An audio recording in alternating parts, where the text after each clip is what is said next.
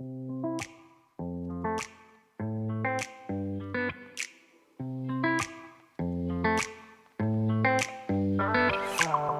welcome back, everybody. Time to meet our community, the Hispanic business community here in Orange County, powered by the Hispanic Orange County Chamber of Commerce, and the man who knows everything, particularly when it comes to food. He knows every place to eat in the county. That's right. That's right. Welcome, everybody, to our community podcast show powered by the Orange County Hispanic Chamber of Commerce. I'm your host, Senior Vice President John Gutierrez. And with us today, we have another special guest, Mr. Daniel Rubalcava Jr., who is the Vice President, partner of La Reina Markets. And he's also the chairman of the Community Advisory Board for AHMC, Anaheim Regional Medical Center, and the CEO owner of Luxury Escapes by Danny, a travel agency. And with us, he's also brought some really cool stuff that we're going to talk about. I can't even see you guys behind the food. There's all this food piled up. He brought pan dulce, chicharrones. He brought some chips with guacamole salsa. We've got, what's in this bag? Bolillo. Oh, fresh bolillo. And something about a pork belly. Yes, pork belly, of course, which is the chicharrones. But real quick, I just want to plug in, of course, as you guys all know, it's Hispanic Heritage Month, and we want to make sure we thank our sponsors. Of course, celebrating Hispanic Heritage Month, today's podcast is being brought to you by Farmers and Merchant Bank. At FANMA Bank, our purpose over profit and service above self. Ever since C.J. Walker founded the bank in 1907, some things will always be FNM Bank. So Farmers Merchant Bank, thank you so much for sponsoring our Hispanic Heritage Month. Daniel, welcome to the show, brother. John, thank you for having me. Appreciate it. No, I asked Daniel if he wanted to bring a few things for Paul Roberts, our producer, and myself. Gotta feed the producer. And he brought this box. And you were hiding it from me. You gave me some little piece of it, and I said, what's in this box? No, I didn't want to take it all out because then Paul would want to start eating everything. But I just want to say, you probably can see it in the show here. We got this delicious, of course, pan dulce. Everybody knows the famous conchas, right? And all the types of breads. We've got also, of course, I'll put this here for now. We got delicious tortillas you guys make, right? Correct. Yeah. It's still warm, by the way, which will go into all of this. And of course, we've got, chicharrones, which Paul is wondering what that was. It's pork belly. I have never had that. I know my daughter. Yeah, never had pork belly before, right? And of course, he brought the famous bolillo. So if you don't already know, this is another staple item in the Mexican Hispanic community. Bolillo is something that my grandma, my mom. It looks like bread. Right? But no, this is not just bread. Okay. You can make tortas, right, Daniel? Correct. Yeah. And tortas, they're a big seller too on our hot food section. Yes, yes. And then also you can eat this with hot chocolate, right? Absolutely. Hot chocolate and bread? Because you get the bolillos a little bit on the saltier side, then you need the hot chocolate for the sweet side. You need that balance, right? Yes, yes. So how is that different for me who's never tried that? How's that different? It looks just like a loaf of bread. Try it, Paul. Okay. But you want to pass it over to him? Yeah. What is it that they do to this that makes it different? So it's basically like a French roll. So that's the bolillo actually it comes from France. All right? It's the French roll basically, but it's the Mexican version. You know what? I've never thought about that. I've always just been bolillo, right? We're going to do a show with Chef Pascal after this, who had a fancy French restaurant for 30 years. I'm sure he knows exactly what this we'll save him a bolillo for him. But I want to make sure we go into this briefly. I personally can tell you, I've been to Daniel's and his family's La Reina Markets many times. If you haven't already, there's one in Orange, Daniel. That's the second location. That's the second. And the first one is the one in Anaheim. Correct. Yeah. Which is very big.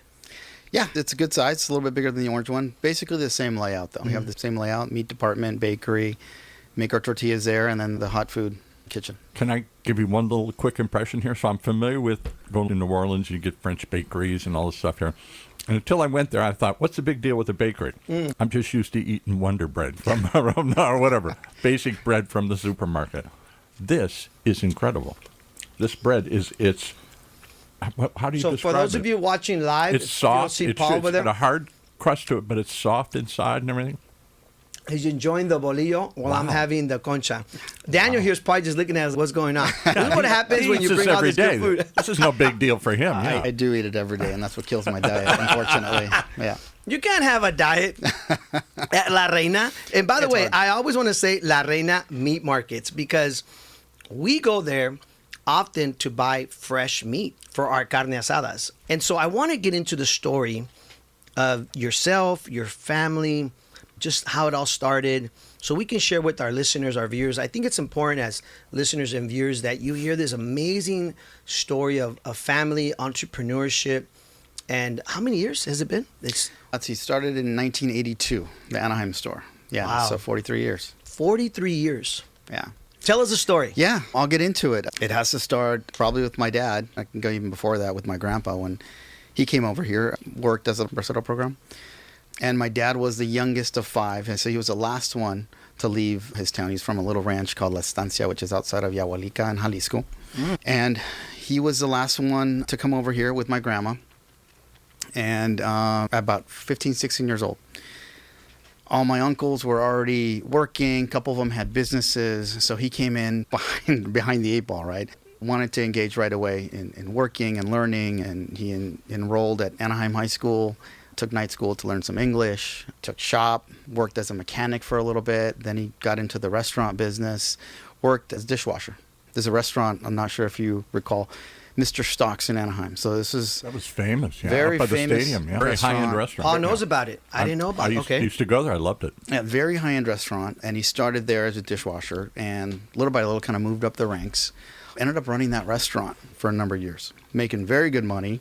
And like Paul said, it was a very famous spot. You had Ronald Reagan go there. You had famous high-profile people go there, and it was right across from Angel Stadium. From there, my mom was working as well, and she was working making vans back in the day. Yeah. And was making vans? Vans. You mean like a car that you drive? No, vans like the shoes. Oh, vans, shoes, vans. Yes. Yeah. And they both saved up some money, and my dad, I think, always wanted to start his own thing. And he sees my uncle had a restaurant, still around, by the way, El Nopal restaurant. Yes. Yeah. Yeah, we've heard of El Nopal, Yeah, yes. very good restaurant now that my compadre owns, Carlos. Give him a little shout out there. Yeah, Carlos, El Nopal. We got to have you guys on the show. Yes, for sure. Yes. Only if he brings food. He'll bring food. He might bring some micheladas and stuff, too. So. Paul doesn't like this. Speak for yourself. So my dad opened a restaurant called El Rancho Grande. And so he tried that for a little bit. Didn't work. Tried everything he could. I was, I think, barely born at the time. So I'm the oldest of 3. Okay. And he went back to Mr. Stock's, worked a little bit more, saved up some money, recouped what he lost from his investment. And one of my uncles found the market right there in Anaheim. Really? And it's Small off of little- Raymond, is it? It's on East and Sycamore. East and Sycamore, I'm sorry. Yeah. Okay. And So this is in Anaheim? it's in Anaheim. Right. So it was just a small little store with a meat counter. Not what it is today. It's been... Oh, okay. Yeah, it was just a small little store. And it was... Already had a name. And it was Carniceria La Reina de Mexico. Interesting. Yeah. So we operated under that name for the longest time. And we all like the name. And La Reina de Mexico stands for the Queen of Mexico, Yes. which in Mexican culture, that stands for the Virgin Mary. Yes. So the Virgin Mary is iconic in the Mexican culture. Yeah. And so it was a great name. It's appropriate. So we had her blessing as we were engaging in this. So I was about 2.5 when John my and I are dad... good Catholics, so we appreciate this. You're probably better Catholics than I am. I don't know about Paul, but I am. Wow. Sorry, Paul. Sorry, Paul. Hey, you drink micheladas. I don't. There you Just go. kidding. I'm just There you kidding. go. So, real quick, when they come to this conclusion of doing this, what does your dad say? Okay, let's do this? Because he had just opened a restaurant that didn't go well. That takes a lot of, like guts Absolutely. to say And this Mr. didn't Stocks go was- well. Mr. Right? Stocks was one of the places to eat in Orange County for years, like in the 80s. So for him to say, I'm going to leave all that again and go, let's go at bat again. Exactly. And I think that's a classic entrepreneur story, right? You have pretty much a guaranteed paycheck, a good paycheck, but you want more. You want to guarantee, or at least try and guarantee your family some kind of generational wealth, success, and control of your time. Yes. And that's big. So he took that leap again, and he jumped right into it. Did his family, you said there were other people in the family that owned businesses, so it wasn't like he was the only one trying this. Correct. Yeah, and my oldest uncle, he had that restaurant Nopal. He had actually, I think, 3 Nopals. That was the third one. So he was very successful, and I think my dad craved that. He's always had that spirit of, I can do it. If these guys can do it, I can do it. And he's definitely that type A personality, so he wasn't afraid. So he jumped in there and... Can we mention your dad's name? Yeah, so he's Daniel. Also? He's Daniel, yeah. Okay, because you're junior, I'm right? junior, yeah. Okay. So that's why a lot of people call me Danny. Saludos, Don Daniel. Don Daniel, Y yeah. muchas gracias por todo lo que nos mandó ahora, ¿eh? Muchas gracias. I think he doesn't know that. He just saw it right now. He doesn't know what I grabbed out of his store. He's coming. He's knocking on the door. Yeah. Yeah, I don't know if he's watching, but I'm sure he'll watch later. If he watches us one day. He will yes. watch. He will watch, yeah. So what would you say? You have all these kids watching from the Hispanic chamber, youth chamber, and 99% of them think, I'm going to go to college and I'm going to get a job. Working for a big company, working for a giant corporation, working for a university or something. And that's okay. That's a career path. But I don't know, do they all come out with this entrepreneurial spirit? I think you have to More look at kids also, today do than ever before. Yeah, it never occurred to me when I was But young. I think what's beautiful here is that he's telling the story about his dad who wasn't afraid to take the leap of faith, which, by the way, he had just, unfortunately... He took the leap and fell. And yeah, correct. And not too many people. This goes back to those great social media videos that we see of Rocky. Of okay, you get knocked down, get back up. Your dad could easily have been like, you know what, I'm done. Because restaurants, if you don't already know, which I think many people know this, they're one of the most toughest businesses. 9 out of 10 fail. Correct. Yeah, 9 out of 10 fail. I didn't want to say that, but it's really tough. Yeah. Your dad was one of those people that could have easily said, throw in the towel and be like, I'm going to keep working. So the fact that he went with your uncle and did this says a lot about their courage, right? Their tenacity, their resilience, right? Yeah. So when it was small, how did it continue to grow? Because eventually you guys bought out the rest of that. It's a pretty big store now. Yeah, it's a big center there in Anaheim. Yeah. So he worked it for about a year or two. Just him and my mom, basically open to close, 7 days a week. Wow. Never closed. Hard work. That's hard work. Yeah. I can't imagine. And then having a little yesso like me running around and causing a ruckus. And I'd be back there with the butchers and I'd help them make ceviche. And they'd show me how to do it. And that's what it was. Just hard work. And at the time it was carniceria? It was just meat and all the center store and products. some veggies and all that stuff, right? Some veggies and your classic cookies and chocolates and stuff like that. Yes. Then my dad asked my uncle, Cuco, to come in with them as a partner, 50-50 partner. Come in, help me. You take half the shift, I take half the shift. And we'll split the days, we'll split the hours. I close, you open, vice versa. And they did. And with that, being able to rest and think a little bit, we were able to... Two doors down, there was a little restaurant there, and they had the idea of making their own tortillas. They took over that lease and made a little tortilla factory, a little tortilleria, and started making tortillas, started making masa and selling it for the customers because that's something they were asking for, right? When you just had the carniceria, they said, hey, we want to buy tortillas, we want to buy masa to make our tamales and to make our own tortillas. There you go. Yeah. Fresh, warm tortillas. And with the tortillas, there's some I got to throw in there because a lot of people might not know. We still make the tortillas the old-fashioned way. Like we stone grind the corn. We don't use maseca, which is a different flavor profile. And not everybody likes that. Some people are used to the maseca. There's nothing wrong with that. What is maseca? I don't know. So maseca is corn flour. Oh, okay. Yeah. So you don't buy... We don't buy the corn flour. We actually... From scratch. We'd make it from scratch. From scratch, yeah. Yeah, and these big bins, we throw bags and bags of 50-pound bags of corn. Wow. And we cook it. It's about a 6 to 8 hour process for each big And bin. how do you grind it up? With old-fashioned stone wheels or something? So there's stone grinders, like volcanic stone, that are... That's funny. There's like a little science to it. I'll bet, yeah. And, a forgotten art of it. It is. But depending on the kind of masa you want, so if you want, like, for tortillas... It needs to be a little bit finer masa, so the stones need to be closer together. But if you want masa for tamales, then you move the stones apart a little bit, and then you get thicker masa, and that's how you make your tamales. Now, you should sell tours of this thing here. People could come over and see it. Really.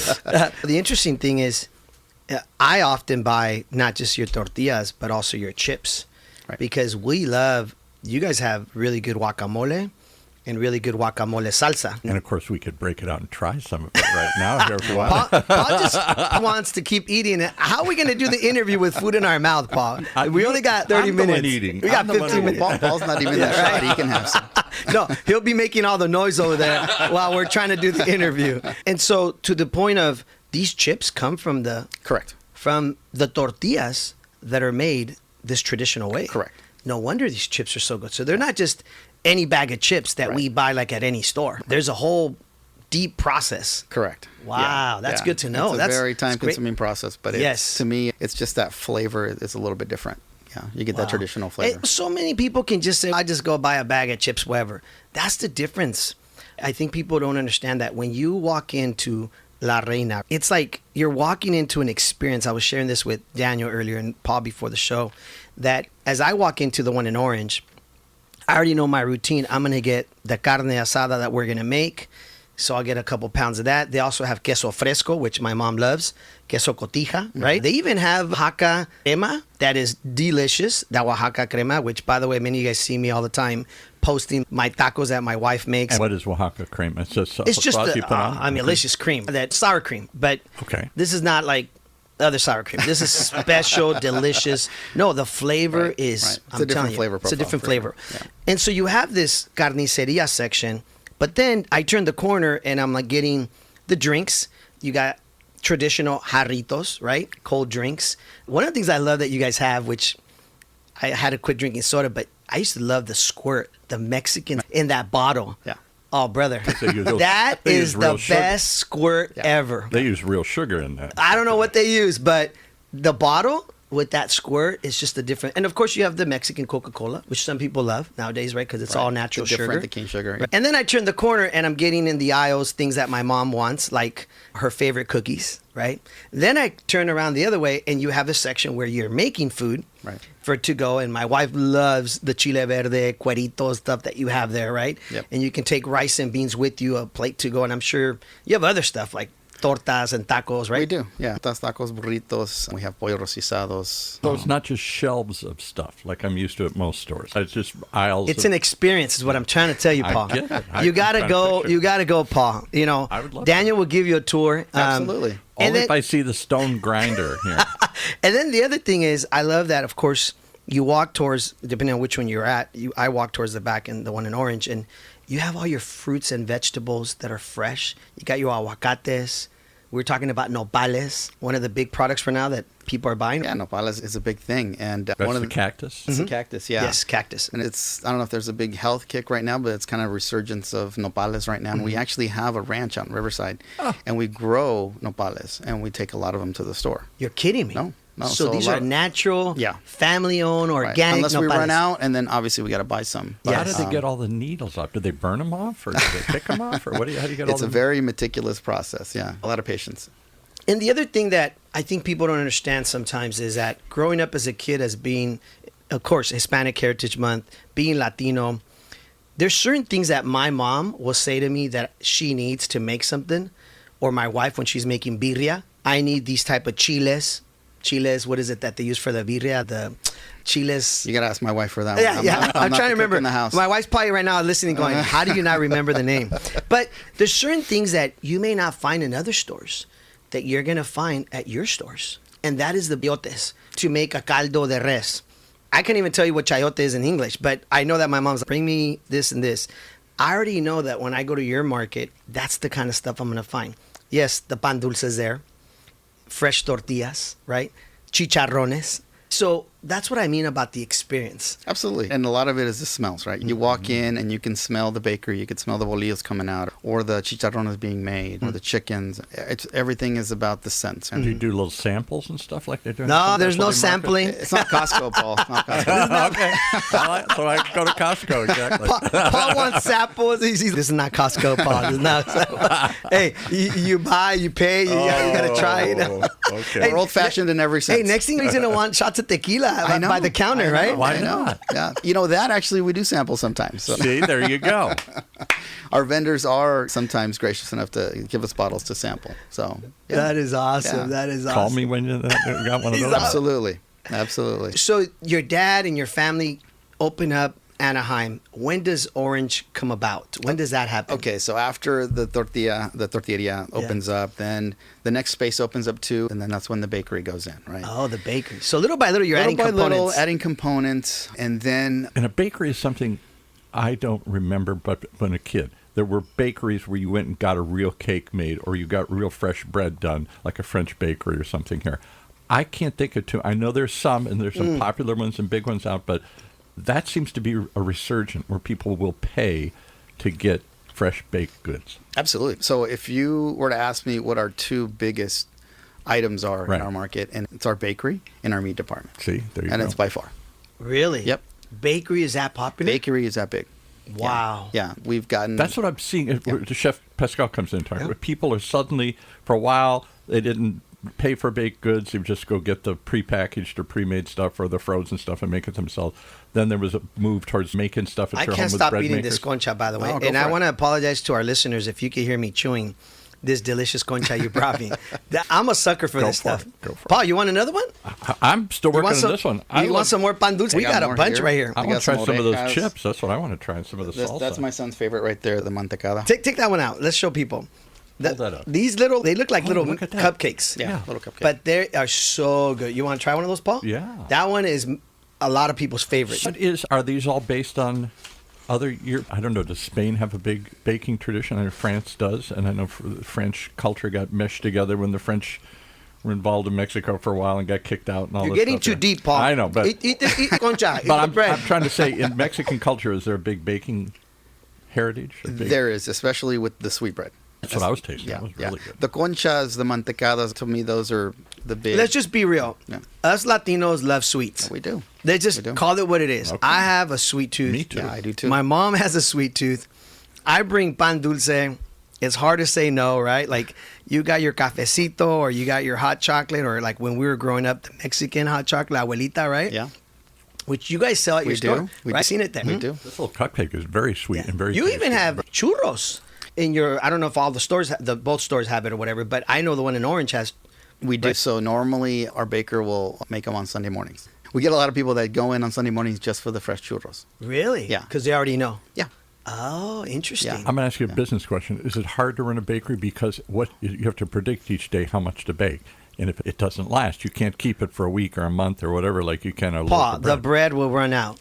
Trust That's me. what I'm saying. So does it? Yeah. Yeah, I could definitely see that as a problem a lot, especially in the hot months. So we have to, we know okay. based on weather. you Based know, on the weather? Based on the weather. Yeah. As soon as it gets cold, though, When it bread gets is cold, popular. Then we know. Yeah, we actually sometimes have to have guys working all night. No way. Yeah, yeah. When you- Because it why? runs How out. long does it take to make all this bread? Be quick. Yeah, we have new ovens now, so we have a little bit more production capability, but it's a process. It's an arduous process. During the winter months when it's raining, we can't keep And it it's on the not shelf. shot full of preservatives, so you can't No. keep it on the shelf like you can Exactly. a regular loaf of bread. Correct. Paul's getting too technical. Us Latinos, come on, Paul, But that's what please. gives it the flavor. Stop with all the technical terms. It's pan dulce. Go get a pan dulce with your hot chocolate, your cafe, and we don't overanalyze all that. Just that's what I love about going into one of the Reina stores. It's just the experience again Right. to the fact that, okay, I'm going to do some grocery shopping of carne asada, Right. guacamole. Like I said, my mom wants queso cotija, which not everybody carries. And those of you that are listening and watching that are Latinos know that queso cotija is such a huge component in a lot of things we make. Enchiladas, tacos, obviously, and the crema, right? So all these components play a huge role in a household growing up as kids. Wouldn't you say? Absolutely, absolutely. It's all those little flavors and all those little smells that kind of bring you back to when you were a kid. The nostalgia of those times, right? When you saw your mom cooking and your grandma cooking. We would always have big get-togethers at both my grandma's house, and it's those big smells, right? Like the very overpowering smells of enchiladas being made, the sauce burning. It's and you get that when you walk into the store, and I think it brings a lot of people back. So I don't want to, because we only got a few minutes left. So you guys open the store in Anaheim. Correct. You have the carniceria. You add the component, of course, of the bread, right? The bakery. Right. The bakery. The bakery. And then what happens next? So the next thing is my dad has a big gamble at that time. He looked into buying that building, the shopping center. Oh. But somebody owned the leases, somebody owned the land, and somebody owned the actual building. So he needed actually, and this is a guy. Three different people. Three different people. He made the deal happen. And my uncle at the time was pretty scared. He's, oh man, this is going to be our downfall. This is a huge debt that we're going to have, and a lot of money back then. So What year was this? this was in, I believe, 89. Wow. 89, yeah. Buy anything in 89 and hold it till now. Anything. Exactly, right? If you have the foresight, you buy everything and you hold it till now. But Good for them. yeah, for you. so they did that, and then in '96, A few years later, my dad saw that orange property and he asked my uncle to go in on it. My uncle didn't want to take that risk, so that was just our family. So we opened that orange store. You took a really deep breath there when you said that, because it must have been a big. It's a big risk. It's a big investment. So you're buying a commercial. This time we're buying it first. You're buying the commercial property first, and then now you're building a store. You're building out a store. Wow. Just the equipment alone, and I know most of you probably don't know, but it's expensive. I bet. The meat cases, the ovens, the tortilla machines, all that stuff, it's very expensive. Wow. You get that going, the POS machines, it's a big investment. So our family doing that on our own was a big deal. So we opened March 7th, 1997. I remember the date. Wow. And why orange? It was far enough away from the Anaheim store that it wasn't going to cannibalize our sales there. Yeah, exactly. And it was a good location. It was on a corner rather than Tustin and Collins. Yeah. There wasn't really anything out there at the time. It's a really busy area in that area. Yeah. And now there's a ton of markets out there. But there was really nothing out there at the time. So we wanted to strike first there. And yeah, it's been a success, and it's been the same thing. We've been little by little expanding that market, making it a little bit bigger. And so how many more, and where's next? That's another big deep breath. Oh, boy, that was a deep We'll have to bring back Daniel for another show for that. That's a whole nother, Paul, topic. That's a loaded question. That is a loaded question. Did you just hear the deep breath he took when he said? He took a little deep breath orange. when they talked about buying the first place, a bigger deep breath when they're buying their own place, and now they're buying a third place. It's just people don't understand. If you're not an entrepreneur, and if you don't know how challenging that is, it is so hard when you're making payroll. And then I think that's the big point is paying your staff. Paying the staff, and we're at about 115 employees right now for two small markets. Congratulations. Thank you. Yeah, congratulations. And that becomes another job in itself, managing your human capital and our team. It becomes easier to maybe invest into other things, into real estate and diversify a little bit, because you never know. Things can happen. Now you have a little bit uncertain times with immigration and stuff like that, and so you have a lot of people in our community. It impacts your business. And a lot of people in the community are frightened. And have you thought about, because of what's going on right now, if I may throw this question out there, just, I don't know, some sort of like delivery service, like where people can call an order and you... I'm just saying, Uber Dash, or some sort of, I would call it Mexican Dash, I guess. I'm just saying for that community that is fearful of, hey, I'm going to go to this parking lot or whatever. We actually had a group of students that volunteered at our orange store. That's nice. Yeah. Oh, that's cool, man. And they were delivering groceries to people that were afraid. Especially like seniors. I always think about people like my mom. Obviously, she lives with us. We take care of her. I'm able to go. But there's people like her that live by themselves. Right. They have nobody. How do they get access to food if they can't drive? And some of them walk or catch the bus to go to your store. Or the next COVID hits or something like that. I'm actually in the process. I have been talking to a couple of companies for delivery. Ah. Yeah. It becomes a little bit harder with some of the food that we have, especially with the bread, because we put pictures of the different types of bread. May not have it at that time. That's true. There are mechanisms you can put there to replace or just decline that. Exactly. But yeah, that's something that's in the works. That's awesome. Yeah. That's awesome. We have to sometimes realize that there's challenges to a business, right? And how do we pivot? That is one of the words that we heard the most coming out of the pandemic. I was meeting with a lot of our business owners, and the word I would hear all the time was pivot. We have to pivot, right? We have to figure out around this challenge we're facing coming out during the pandemic. So the fact that you're looking at those ideas, that's great. Yeah, you have to move with the times, right? There's so much now technology involved in business, right? Whether you're managing your employees or you're coming up with different ideas to market your company, right? If social media is big, right? So people are using social media. We've always depended on word of mouth in our locations, but you have to be in the social media game to get that younger audience that's coming up. And a good example is when I walked out to meet you today before the show, as I'm walking out the door, I see Daniel walking in with these boxes and bags, right? And he's got all this food. Again, chicharrones, chips, salsa, you name it, pan dulce, pan de bolillo, tortillas, fresh tortillas if you're just tuning in, by the way. We got food in the box over there. There's all this. Imagine, I felt like a kid at a candy store when he's walking in.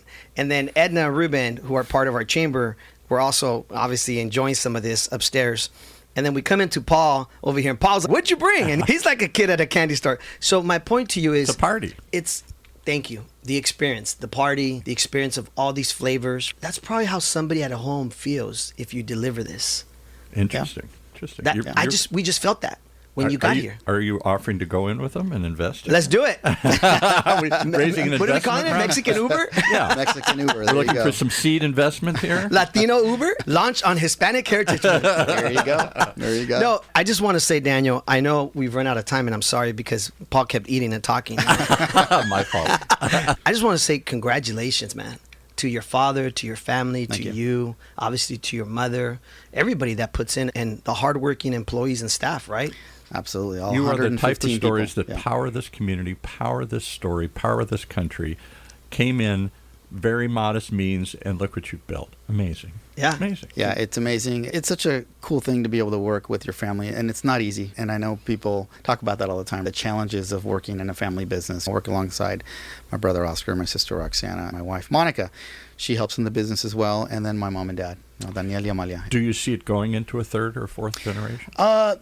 Possibly, yeah. I have two boys. One's 18, one's 13. My senior in high school, he's looking into colleges right now. But I want him to first find his thing, right? You always want to offer your kids that opportunity, right? Because oddly enough, we're Absolutely. sponsored this month by F&M Bank, which is in its fourth generation, which tell me, I've been sitting in this chair for 15 years listening to businesses come through, is a rarity. It is a rarity. First generation, maybe. Somebody starts it and they pass it on to the next generation. Third generation is when they start going, I want to do my own thing. I don't know if I want to do I will say probably until your son obviously decides what he wants to do, there's one language we all see the same, and that's the green money. Correct. When he goes pay and the works, bills. when he goes and works somewhere else and comes back and says, Dad, you know what? I think I want to go in the family business. And that might happen, and there's nothing wrong with that. But I think if he goes out there, gets his degree, and proves himself somewhere else, and he can bring those skills over to the family business, that would be the best. That to me, and going back to college and stuff. And I'm also Cal State Fullerton guy. Go Titans, huh? Yeah. Yes. And then I did the food industry management program over at USC, which is a grocery specific program. And we did case studies on family business and other stores and how they've had success. And the ones that have success are the ones that did that with their kids, is they sent them out, get promoted somewhere else, and bring those skills back. I've heard the same thing, yeah. Because you're no longer running a family market. You're running a corporation. Correct. Yes. And that's a big difference. Big buying, big inventory, big payroll, big management. And before I forget, I just want to quickly say, I often go again to the one in Orange, and your staff there, very efficient, very fast. We get in line, and it's 2, 3, 4 of them. Bam. It's just like they're just checking out people, and they got a smile. He's como smiling. está? He's smiling now that you're You know, telling me. right? That's great. And but it's good to give that feedback. It's great I to own hear a business, and when I hear that from my staff is doing a great job, that's amazing. And I'll definitely show that to them. Yeah, because you're not always there, right? Yeah. But to hear that your employees, your staff. And isn't that the difference between running a business and a corporation? A business, your parents were there all the time, or restaurant. It's easy for it to run my way because I'm there all the time, and to get the right customer service and to get the right product to come out. When you're not there, that's the hard part. Yes. How do you know it's going to taste the same, act the same, be the same? Correct. That's when you're challenging your staff to see if they're going to follow through on everything we've been doing for the last. And systems and training and whatever else you got. I hate to cut off this great interview we're having because it's just been a thrill. And again, thank you for bringing all this food. Folks, take it with you. Go out and support our small businesses that are thriving and growing. This doesn't sound like a very small business. No, of course not. He's got 115 employees. But our local businesses, right? Yeah. Our family-owned businesses, our members of our chamber. Again, there's one in Anaheim and there's one in Orange. La Reina, I always want to call it meat market because I always buy their meat. Right. But La Reina Markets, they have an Instagram, right? They have a Facebook. You can go follow them there too. And of course, we want to thank Daniel and his father and his family, his mother, and all his hardworking staff for the great service they provide. And I also want to make sure we thank also again our sponsors of the month, celebrating Hispanic Heritage Month. Today's podcast was brought to you by Farmers and Merchants Bank. Again, thank you, Farmers and Merchants Bank, for supporting. Family. Yes, run another family-owned. For generations. Anything else before we go, Daniel? Thank you guys. Thank you guys for having me. I didn't mention that I'm on the board of Anaheim Regional. He'll have to come back. Right. I'll come back and talk about that. We got into the food too much here. Yeah. We got into the That's what happens when you bring all this food and you get Paul and me all excited, man.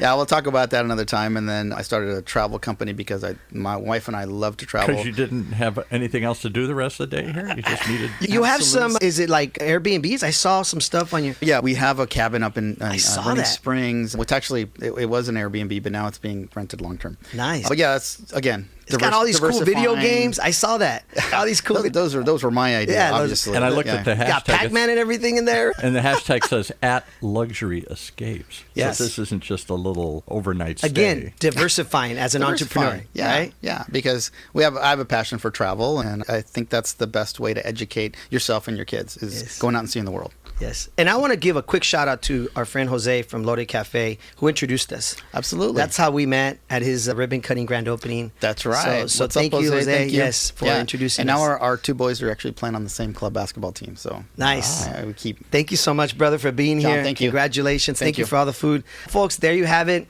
Our community podcast show powered by the Orange County Hispanic Chamber of Commerce, where our community is your community. Take it away, Mr. Paul Roberts. Wow. We don't want the party to stop. I don't think it is. I think the parties are going to go on after we turn the cameras off here. And we hope that you will come back again as we continue the party that we call our community. Because our community is your community, after all, right here on Orange County's only community radio station, OCTalkRadio, streaming live from our studios here at the University of California, Irvine's Beale Applied Innovation Center.